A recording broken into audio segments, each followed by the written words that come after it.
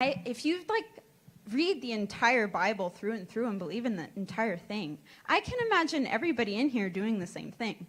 Okay, so this is a long conversation, right? So I'm gonna ask you to think of one thing, just one thing, okay? If the whole world acted like Jesus, would the world be better? No. No. All right, good. Okay, if you go to Jerusalem and look at Jews' accounts of Jesus, you'll think that he's an absolutely terrible person. Now, I don't know how true this is, or even if it's true at all, but I don't think it's a good answer. I would ask Charlie Kirk, because he's saying, he's asking if the world would be a better place if everyone acted and lived like Jesus Christ. So I would ask, would the world be a better place if Steve Jobs lived and acted like Jesus Christ? You know, I think Steve Jobs is notorious for when he came back to Apple in the 90s. One of his first major decisions was to cut all of Apple's charitable contributions. He said, hey, we're a business, not a charity. I think this was his explanation, that if shareholders, if they want to donate their earnings to a charity, let them choose what charity they wish. Let them decide what they want to do with their money, but we're not going to decide for them.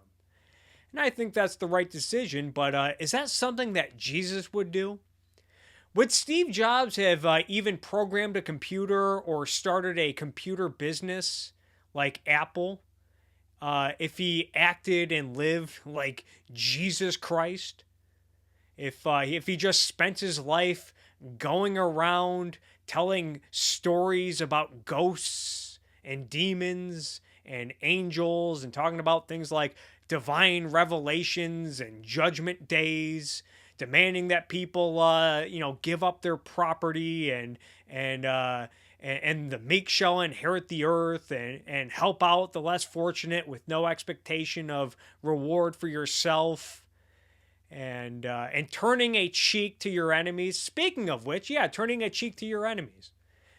Would the United States of America have been founded if the founding fathers acted like Jesus Christ?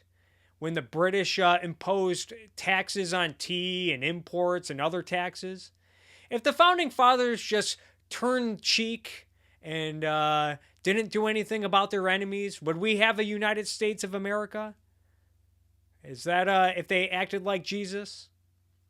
Is that what Jesus would have done, Charlie? Would he have started a bloody revolutionary war to found the greatest country in the history of mankind, and then draft a constitution that allows people to worship different religions? Because again, the Ten Commandments says, hey, there's only one God, and you got to worship the one God. Don't go worshiping other gods. Would we have any semblance of modern medicine and modern medical technology if doctors and researchers just lived and acted like Jesus Christ by praying diseases and ailments away? Would we be sending robots to other planets for space exploration if scientists just lived and acted like Jesus Christ? Now, I could go on all day, and maybe in all fairness to Charlie Kirk, he might think the world would be better off if we lived in a dark ages, but I strongly disagree. So this is a very interesting point you're making, an unusual one. Yeah. So the widely accepted testimony of the life of Jesus Christ, as documented in the four Gospels and the early chapters of Acts, is and we can just take those on face value, I guess. A human being that lived altruistically. Would you agree with that? He healed. He led. He healed. Didn't he have magical powers? I guess the world might be a better place if everyone had magical powers like Jesus, walking on water, turning water into wine, healing people with magic. Yeah, but I guess we wouldn't need the medical technology that I mentioned earlier. Yeah, he healed. Yeah. I like to imagine Mark it 2:15. like- That would be one of the healings that he did. But anyway, I could quote scripture. I'm not here to do that, but I'm happy to. But no, here's the look. I'm sure you are happy to, Charlie. If whether you believe in the divinity of Jesus or not, if the world lived like Jesus, would the world be a better place? Even an honest atheist would say yes. Well, I say no. Because the entire moral code of which we all consider good and bad is based... Well, just because people consider it good and bad doesn't mean it is good or bad, Charlie. ...is based around the idea of telling the truth. Telling the truth. Is honesty, is that a concept that Jesus introduced into the world? Is telling the truth, is that something exclusive to the Christian religion? The truth of helping others when they're in need. Helping others when they're in need. Now, he's somewhat conflating this with altruism. He just mentioned altruism, and it's worth noting that altruism is the notion that you should only live for others with no expectation, with zero expectation of reward or benefit to your own life. And people like Charlie Kirk and Ben Shapiro, when he says capitalism is forced altruism because in order to make money you have to think about providing values for other people. Yeah, that's called trade. That's called mutual win-win. That's not altruism. Jordan Peterson did a similar thing in his book, 12 Rules for Life, when he conflates sacrifice with things like hard work and long-term planning. No, sacrifice means you are giving something up with expectation of nothing in return. Things like hard work and long-term planning for your self-sustenance, for sustaining and bettering your life, that's not a sacrifice. That's just called being smart. Of thinking above just yourself and thinking what you can do to play your part in the world. All those things. See, yeah, think just above yourself and think about think about what you can do to make the world a better place. Those things stem from the teachings of Jesus Christ in the Bible. I appreciate you being here. I want to get some other questions. Now, it is interesting that, this is a big reason why I say Charlie Kirk sucks at his job, because this is what socialists call for. Socialists are the ones that call for sacrifice. Socialists are the ones that look at boss Bezos, the founder and CEO of Amazon, who has billions and billions of dollars. They see all the money that Jeff Bezos has, and they say, well, that's not right. He has all that money, yet he could end world hunger and still have a lot of his money left over. We need to raise taxes. We need to sacrifice Jeff Bezos's money to make the world a better place, to help out those in need. Now, Charlie Kirk, he says, whoa, well, I have some agreements and disagreements. I agree with you that sacrifice is good, and that you should think beyond yourself, and that your focus should be helping out those in need and making the world a better place. He just thinks that it should be left to the private sector. So what Charlie Kirk says is, no, we shouldn't force Jeff Bezos to sacrifice through legislation and through the force of government. Rather, we should try to convince Jeff Bezos to sacrifice himself with threats of angry gods or promises of a reward in some afterlife. Some other questions, though. I thank you so much.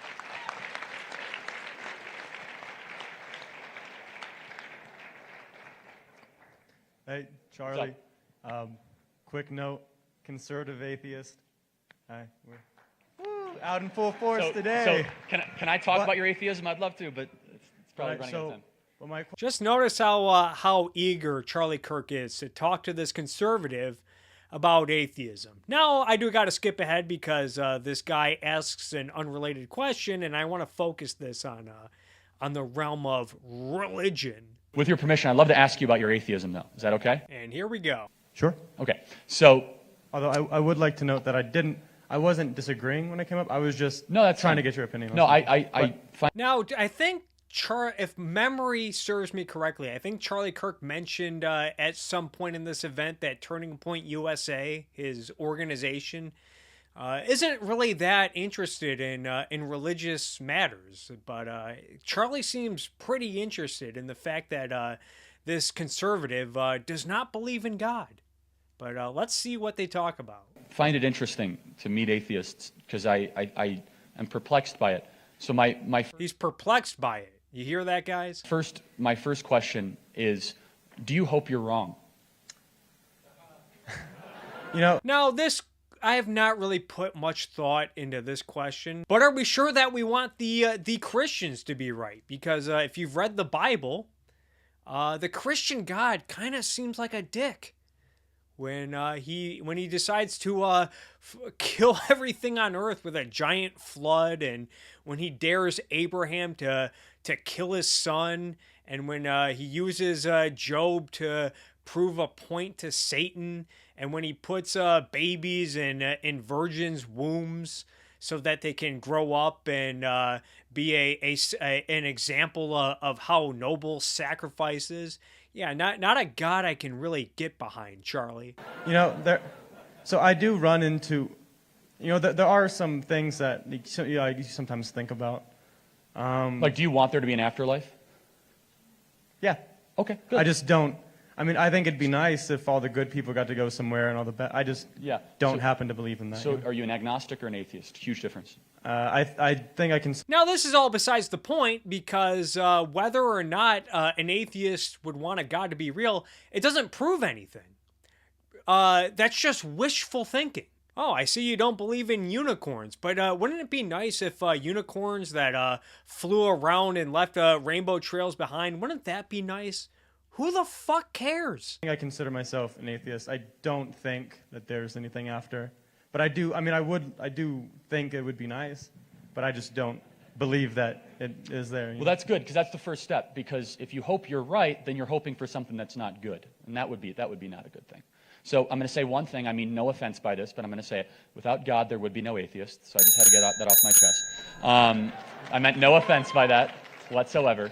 And so I guess my other question is, why do you identify something by something that you believe doesn't exist? So, for example, I don't say I'm a Santa Clausian, right? Like, that wouldn't be a thing that I do. Or why would your affiliation spiritually be about the negative of something?